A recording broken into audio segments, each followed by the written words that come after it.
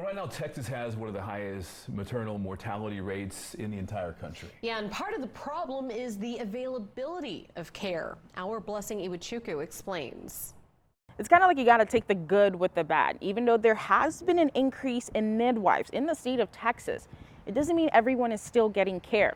I'm gonna get something for Laura real quick. Alexis Humphrey is adjusting to being a new mom to this little cutie.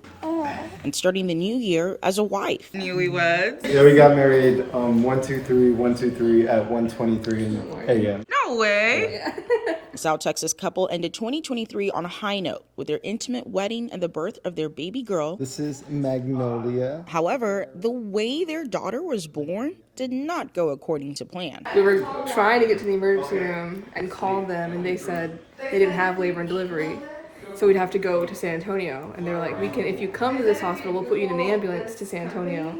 And we're like, "We're already in the car." That's exactly where they would stay, as their firstborn made her grand entrance on the side of a rural Texas highway, a place they wouldn't have had to be in the first place if she had access to nearby and affordable maternity care. Before I hired my midwife, I looked around here, and I didn't have any connections. I didn't know anyone who gave birth out here. And now that I do know someone out here who is pregnant right now, she looked for a long time too. She was like, "I can't find anyone," and she had just moved here from Oregon or Washington.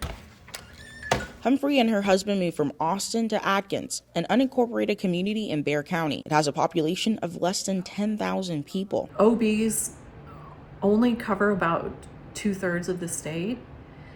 So there, about 1/3 of the counties in this state have no OB care. Lori Fregman is the presiding officer of the Texas Midwives Advisory Board. She's also Humphrey's midwife, who lives in Austin, nearly 2 hours away from her client. I know I have gone to Corpus Christi, Uvalde. Data from the Texas Department of State Health Services shows the state has seen a nearly 50% increase in midwives since 2014. They want to know who's going to be there at their birth. They want to feel trust. They want to feel the love. We're coming back full circle. So I think we're just going to get more and more. Despite the uptick, nearly half of all the counties in Texas are considered maternity care deserts, according to a 2023 report by the March of Dimes. It's a growing issue. All of the rural hospitals are closing down or closing their maternity floors.